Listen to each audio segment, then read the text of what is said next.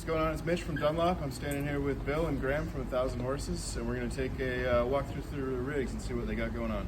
So walk me through what you got going on here. You got the 95Q to start. That's right. So we go from right to left. We're going, my first input is the wah, 95Q, you know, the one with the snapback on it. With the auto return? Yeah, it's good. For live, you can't like accidentally leave it on. Yeah. It's perfect. Up here, we're going into the super badass Variac fuzz, which is personally my favorite fuzz. I use it like on every, you can do so many sounds with it. It's like, you know, one-stop shop for all you need, you know. So you got the Variac turned up so you got a little extra headroom? That's right. Yeah, I mean, sometimes I'll kind of like do the gated fuzz thing, but you know, for this show, it's like, I just need to use it. You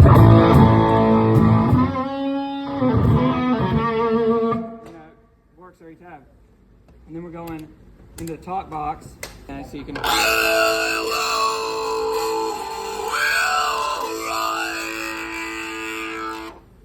Which is great. Who doesn't love that? Yeah. Where are we going from there? Next, we're going into a red llama, which I use for, you know, most of my humbucker stuff. And, you know, I leave them on. Like, when I switch between the green rhino and the red llama, I never stack them. I just use them, like, always on all the time. And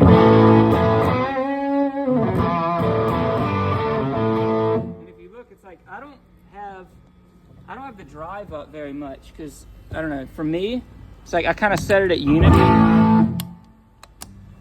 I set it at unity, like volume and gain. And for me, it's like overdrives.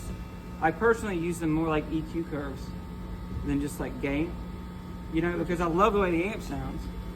So I don't want to change that. And what's great about what George does when he designs his pedals is his volume knob. We've talked about this before. His volume knobs actually work, you know, yeah. The way they're supposed to. And, you know, I think a lot of times overdrives and distortion pedals are just volume boxes because your brain perceives like loudness as excitement, you know, like, oh, that's good, you know, but that's actually not good. You know, louder is not better. So the way George, I love everything he does. And so this is perfect because it just, very subtle, but it adds, for me, the perfect amount of like, Electric breakup. Natural breakup. What are you using for slide? Man, always, I use the blues bottle slide.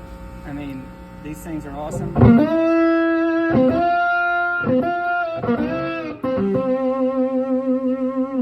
Can't beat it. Sounds great. You have that volume pedal before or after the drives? The volume pedal is after the drive. So, you know, I put all of my gain staging and everything before so I can swell into it if I need to. With the Strat, I use the green rhino. It's like, you know, it's a classic combination. TS9 style overdrive and, you know, Strat. And, man, it's great. But,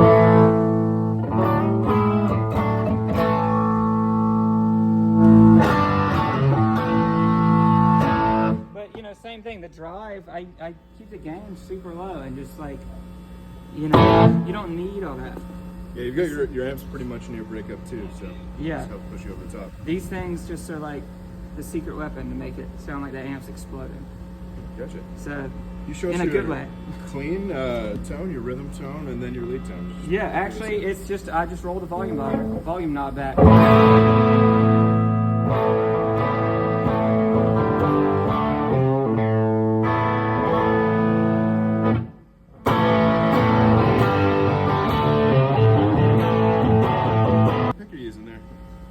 Classic.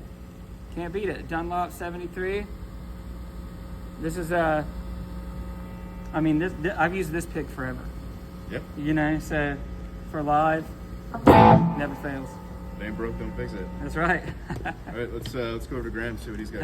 All right, Graham, so what are you cooking with over in Baseland? All right, so I got the blackout compressor, which I pretty much just leave on all the time. And it's got the glow-in-the-dark knobs, which are very clutch when you're in a dark setting. But you pretty much leave that all on all the time, and it just helps control your signal. Keeps it smooth all the time. All right, we got the pork and pickle. And this thing, if you're looking to take it up a notch, this thing rips on bass.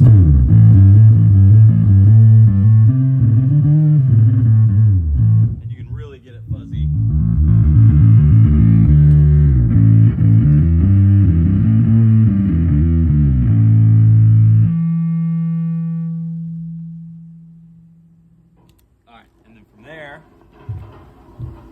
I got the deep phase, which I love. I feature that on a few tunes. But you can really roll your tone knob up. You can really get that swirly, phasey thing.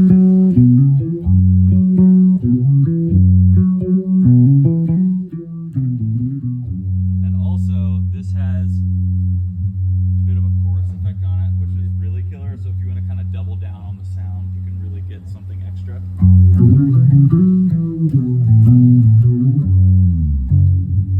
So I love it, the deep bass, and it's great for specifically a bass. Sounds Keep good that on the low bass. end. Yeah, man. When I am using a pick, I use the green Dunlop because you can gives a little bit of flex, but you can really dig in and get that bite too. So if you want that kind of like clanky, growly sound,